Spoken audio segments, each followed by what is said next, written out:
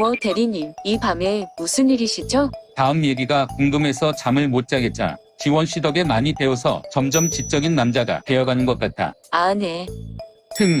근데 해외 선물이 대체 왜 위험한 거야? 레버리지가 들어가서 그렇다던데. 레버리지가 정확히 무슨 뜻이야? 해외 선물에 레버리지가 들어가 있는 건 맞지만 결론적으로 말씀드리면 그것 때문에 선물이 위험한 건 아니에요. 일단 레버리지부터 설명해 드릴게요. 레버리지라는 것은 작은 힘으로 큰 힘을 내게 하는 지렛대의 원리를 비유한 말이에요. 무거운 돌멩이를 맨손으로 들려고 하면 힘들잖아요. 그럴 때 이렇게 받침점을 이용한다면 적용점에 더 많은 힘을 가할 수 있게 돼요. 결국 작은 힘으로 무거운 돌멩이를 들 수 있게 됩니다. 이 레버리지의 원리가 바로 선물에도 들어가 있어요. 적은 금액으로 더 많은 금액의 무언가를 살 수 있게 되는 거죠. 지원씨 나는 힘이 세서 지렛대를 쓰지 않고도 그냥 들 수 있을 것 같은데.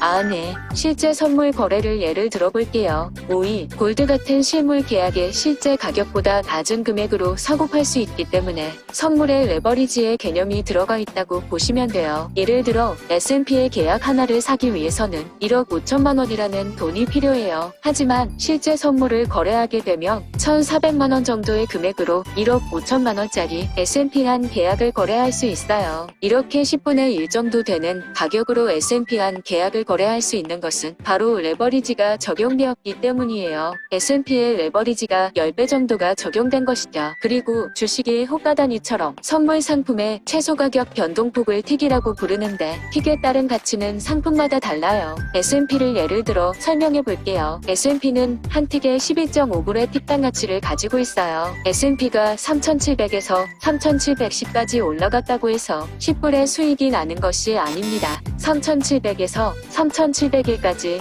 이로가가 변할 때 타틱이 이동해요. 그렇기 때문에 3,700에서 3,710까지는 총 40틱을 포함하고 있어요. S&P는 한 틱에 12.5불이니 총 500불의 가치가 들어가 있다고 보시면 돼요. 주식과는 다르게 선물은 조금만 움직여도 그 안에 실질적인 돈의 움직임은 상대적으로 크다고 볼 수 있죠. 대리님, 그럼 제가 왜 레버리지가 들어가 있다고 위험한 게 아니라고 했을까요? 진짜 위험한 요소는 무엇일까요?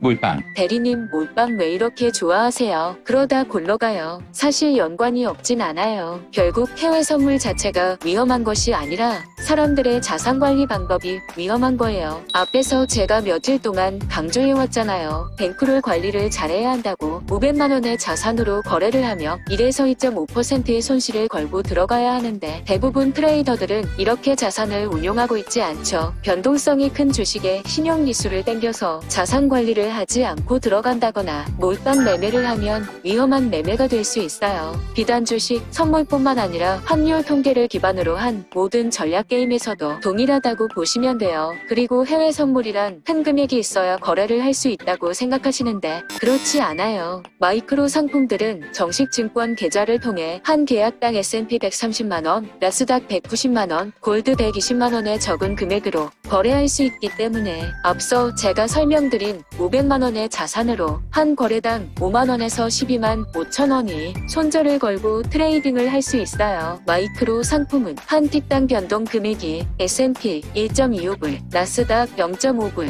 골드 1불로 적기 때문에 적은 자본으로도 자신이 수립한 전략의 승률과 손익비 안에서 자산관리에 맞게 거래를 하는 것이 가능하죠. 결국은 이렇게 1에서 2.5%씩 차근차근 자산을 불려가는 트레이딩을 할 수 있게 되는 거예요. 대리님처럼 그렇게 한 번에 몰빵하신다면 한순간에 파산할 수 있는 결과를 초래한답니다. 근데 나는 한 번에 많이 따야 한단 말이야. 빨리빨리 돈 따서 좋은 차도 사고 집도 사고 지원씨 만난 것도 사주고. 에효 대리님, 저는 됐고요. 대리님은 이 말부터 먼저 새겨들어야겠네요. 워렌 버핏이 한 가장 중요한 법칙 2가지가 있어요. 첫 번째, 시장에서 돈을 잃지 마라. 두 번째, 첫 번째를 절대 잊지 마라. 돈을 많이 따는 것보다 돈을 잃지 않는 리스크 관리가 더 중요하다는 거 꼭 잊지 마세요. 지원씨 근데 이런 건 다 어디서 배워? 뭔가 지적이고 매력적이어 보인다. 좋은 건 미리미리 배워두는 습관이 있어서요. 다음에 또 재미난 이야기 들려드릴게요. 업무 시간에는 안 돼요. 여러분 안녕하세요. 상한가 가이드입니다. 저희는 돈이 되는 부업과 재테크에 대한 정보를 제공하는 공유방을 운영하고 있습니다. 영상을 보신 후 하단 고정 댓글 링크를 통해 공유방 입장 안내를 받아보시길 바라겠습니다. 상한가 가이드 구독, 좋아요 알림 설정까지 부탁드립니다. 감사합니다.